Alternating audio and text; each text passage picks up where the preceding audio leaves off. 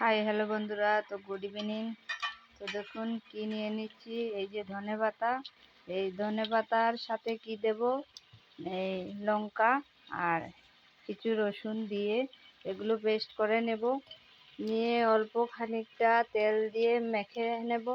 তো আপনারা এভাবে ধনেপাতার ভর্তা কে কে খেয়েছেন জানি না, তো এভাবে বানিয়ে খেয়ে দেখবেন, ট্রাই করে দেখবেন।